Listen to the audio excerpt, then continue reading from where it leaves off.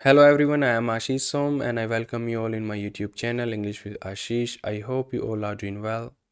The topic which we're gonna discuss today is tense. I know this topic seems to be very basic, but we're gonna learn this in the context of different competitive examinations. So let's get started. The first question is what a tense is. So a tense is that form of a verb that denotes time and state of an action. If you talk about the types, then you know it.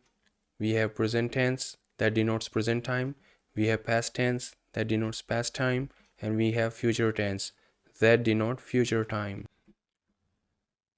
Okay, let's understand this with the help of some examples. Suppose I say, I am running now. So here the action is what? Running. So when it happened or is going on right now, so am is the helping verb that's telling me that it is denoting what? Present time. Suppose I say he was running at that time. So you can see here the action is the same like running, but when it happened it is denoting what? Past time. Suppose I say I'll complete my work soon. So here is what the action is complete, but it happened, it's going on right now, or it's going to happen in the future. So will tells us that it's going to happen in the future. So it is denoting what? Future time. Let's talk about the state. Suppose I say she is sleeping, it is denoting progressive state. It means the action is going on at the time of speaking. He has got a good job recently. So here the action is what? Got. If we talk about the state, then it is denoting preceding action. It means the action has happened in the near past. So we will talk about these states in detail in the upcoming videos and topics. Let's move ahead. So here's the chart. Like if we talk about like how many tenses are there, then we have three tenses. This is like present tense, past tense, and future tense. And on the basis of their functions, we divide them further in different categories. Like we can say present indefinite, present continuous, present perfect continuous. So if somebody asks you like how many tenses are there, then the answer is three, but on basis of their functions we further divide them. So the same with past, like past indefinite, past continuous, past perfect, and past perfect continuous, and this and so on with future, like future indefinite, future continuous, future perfect, and future perfect continuous. So we're going to cover them one by one. So today we're going to cover present indefinite. So let's move ahead. So first tense is present indefinite tense. So first of all, let's have a look how do we make a sentence in present indefinite tense. What are the forms of verbs we use in present indefinite tense? So let's move ahead. Verb patterns in present indefinite tense. If the subject is he, she, it, or a singular noun, then we use base form of a verb and we put s or es in the verb, and the object is optional. If my subject is I, we, you, they, or a plural noun, then we use the base form and the object is optional. So here when the subject is either plural or any of the pronoun from first person, second person, or third person plural, then we do not put s or es in the verb. We just use the base form. If I have to make the negative of the sentence, then I use does not with the singular pattern and the base form with this, and do not with the plurals. If we make the interrogatives, then if we talk about single interrogatives, then we take the helping verb at the beginning, like do or does, and then subject and all. If we talk about this double interrogatives, then we have wh word, then do or does, then subject. If not is there in any interrogative sentence, then it is always placed after the subject, and then base form, and then object and question mark. So remember, when we make a present indefinite tense, a sentence in present indefinite tense, then only in the affirmative singular we use s or es. Otherwise, in negatives or plurals or interrogatives, we do not use s or es. So here we have seen the verb patterns in present indefinite tense. So that's the very basic actually. So we have just learned how to make a sentence in present indefinite tense. But if we talk about the competitive examinations, The questions are there on the basis of uses and application of any tense. So let's move ahead. First of all, let's learn about the uses and application of present indefinite tense. To know the uses and application of any tense, we must know about the function of that tense.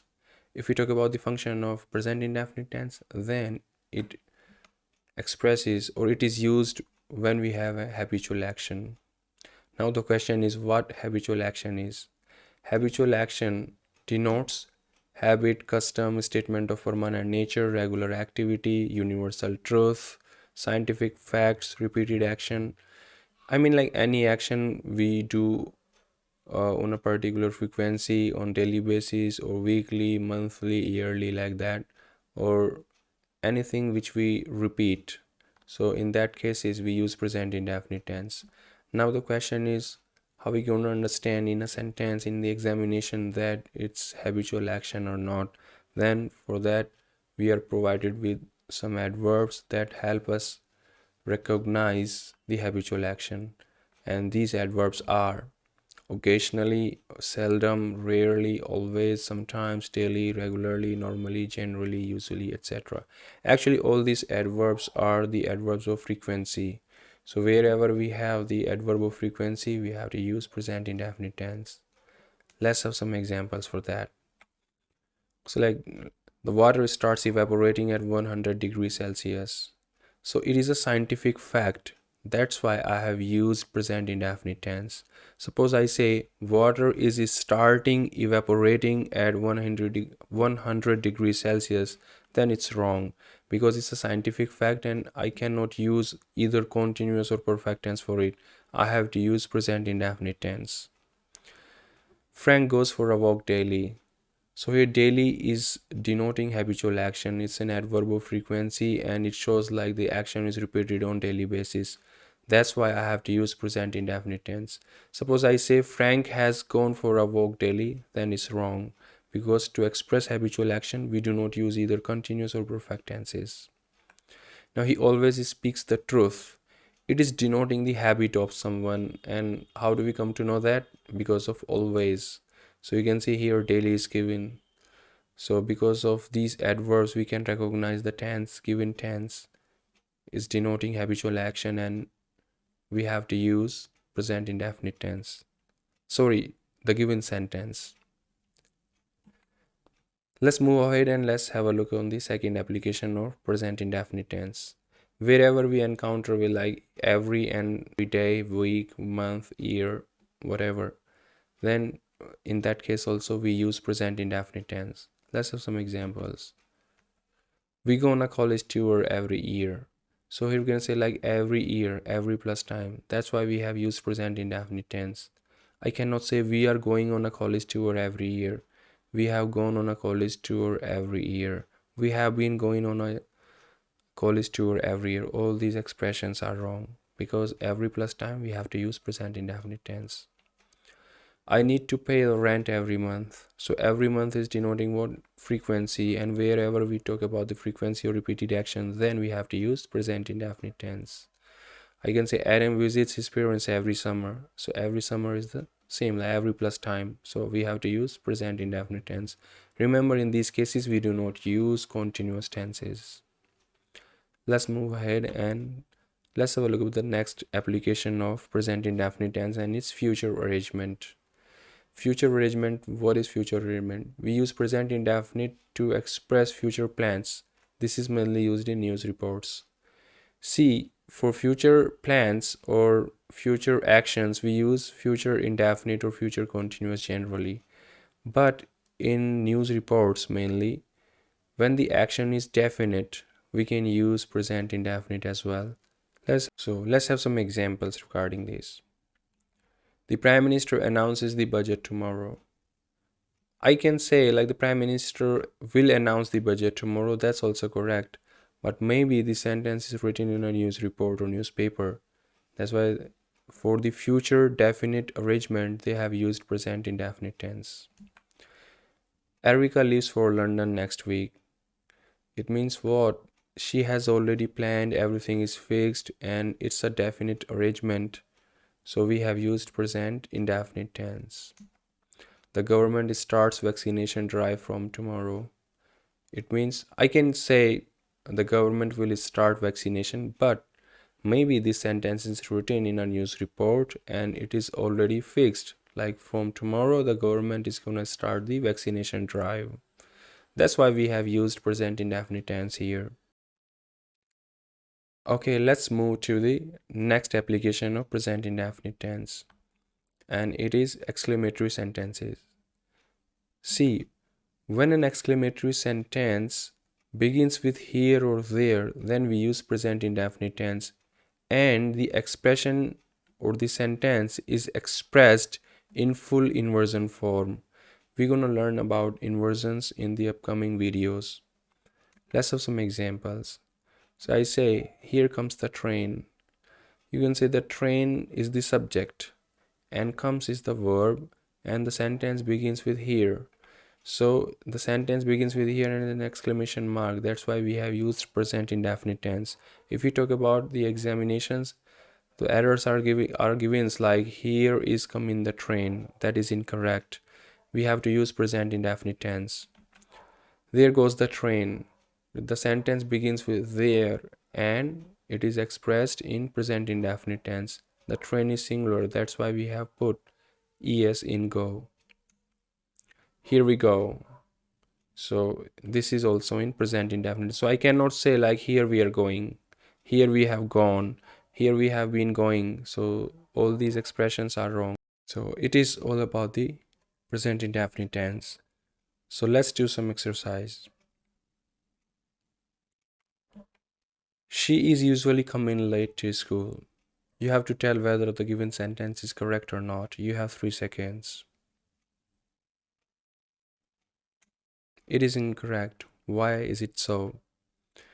You can see usually is given. Usually denotes what? It denotes habitual action, and where there is habitual action, we have to use present indefinite tense.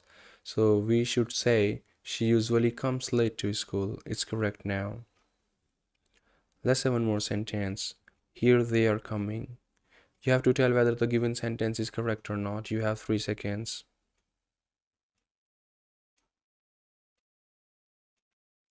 The given sentence is incorrect. Why is it so? You can see the sentence begins with here and it's an exclamatory sentence. And we know when a sentence begins with here or there, then we have to use present indefinite tense. So we should say here they come. It's correct now. Let's have one more sentence. He always dashed the truth. I have to fill speak in this.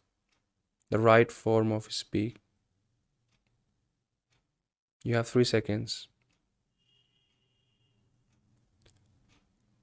Okay, you can see always is given. Always denotes what? Habitual action, and where there is habitual action, we have to use what? Present indefinite tense. So we should say he always speaks the truth. So because of always, I have to put present indefinite tense here. My friend seldom dash, and I have to fill smoke in this. So you have 3 seconds to think about this.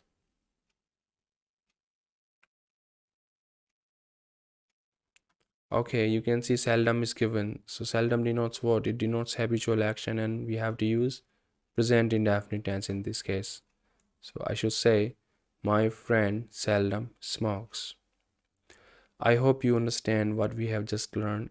If you still have any confusions, you can tell me in the comment box. I'll get back to you as soon as possible. If you like my video, please subscribe my channel and share it with your friends. In the next videos, I'm gonna teach or share my knowledge about present continuous tense, and then we're gonna do the comparative study of present indefinite and present continuous tense. So stay tuned. Happy learning to all. Stay healthy and blessed. Thank you so much.